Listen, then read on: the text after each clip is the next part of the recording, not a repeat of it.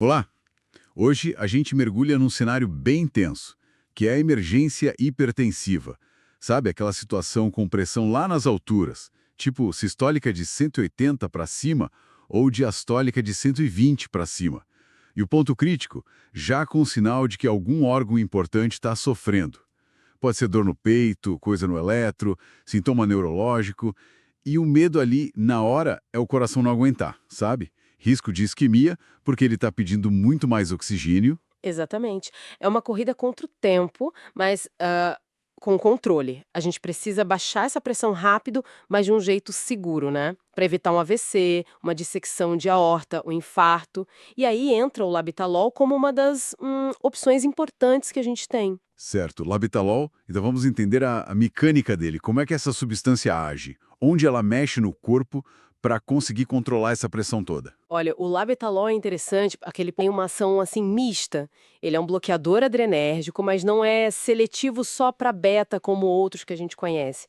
Ele pega beta 1, beta 2 e, um ponto-chave, pega também os receptores alfa 1.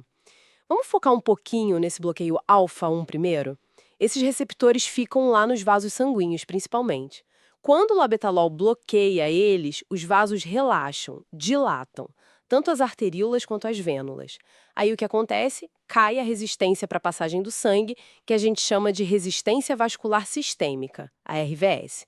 E também diminui o volume de sangue voltando para o coração, o retorno venoso. E essa ação dupla nos dois tipos de vaso, tem alguma vantagem específica? Tipo, por que isso é bom? Tem sim, é o que a gente chama de vasodilatação equilibrada. E o que é clinicamente relevante é que, por baixar a pressão diminuindo a resistência dos dois lados, digamos assim, o labetalol faz isso sem, geralmente, alterar muito o volume sistólico, ou seja, a quantidade de sangue que o coração bombeia a cada batida. Você baixa a pressão, mas sem necessariamente prejudicar tanto o quanto o coração está ejetando a cada batimento, entende? E isso é bom na emergência. Entendi. Faz sentido. Mas olha só, normalmente, quando a pressão cai por vasodilatação, o corpo reage, né? Acelera o coração para compensar. É o tal reflexo barorreceptor. A gente vê isso com outros remédios. O labetalol, ele escapa disso? Como fica a frequência cardíaca? Pois é, esse é um ponto-chave. A queda da pressão até sinaliza para o corpo, sim, para acelerar o coração. Só que aí entra a outra parte da ação do labetalol, o bloqueio forte dos receptores beta 1, que ficam lá no coração. Esse bloqueio beta 1 não só impede essa aceleração reflexa, como ele geralmente se sobrepõe a ela. O resultado final, na prática, costuma ser uma diminuição da frequência cardíaca. Ou pelo menos ela fica estável, mas não dispara como esperado só pela vasodilatação. Ah, interessante. Isso realmente diferencia ele bastante de outras opções, né? Poderia, assim, rapidinho, comparar o perfil dele com outros que a gente usa, tipo, sei lá, hidralazina, nitroprussiato. Claro. Vamos lá. A hidralazina, por exemplo, ela é mais um vasodilatador arterial. Ela baixa a RVS, mas como não tem nada de bloqueio beta, o reflexo vem com força. Então, geralmente dá taquicardia e pode até aumentar o volume sistólico. Nem sempre é o ideal se o problema é o consumo de oxigênio do coração. Já o nitroprussiato e também a fentolamina, que é um bloqueador alfa puro, eles causam uma vasodilatação mais equilibrada, arterial e venosa, parecido com o labetalol nesse ponto. Só que, de novo, falta o componente beta-bloqueador. Então, eles também levam a taquicardia reflexa, às vezes bem forte.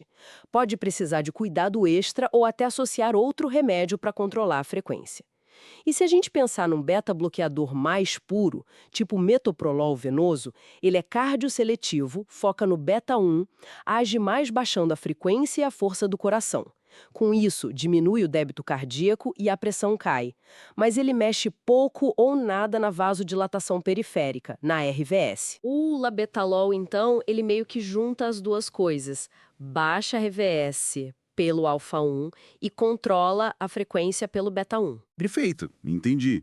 Ele acaba sendo um pacote mais completo, né? Atua nas duas frentes, resistência dos vasos e a bomba cardíaca. Exato. Para fechar o raciocínio do labetalol, o bloqueio alfa-1 faz a vasodilatação, diminui a RVS e retorno venoso. O bloqueio beta-1 segura ou diminui a frequência cardíaca, evitando a taquicardia reflexa. E tem o beta-2 também, que contribui um pouco para a vasodilatação, embora seja menos central para a pressão. O efeito final é essa redução eficaz, controlada da pressão e geralmente sem ferrar muito com o volume sistólico. É uma vantagem hemodinâmica importante em várias emergências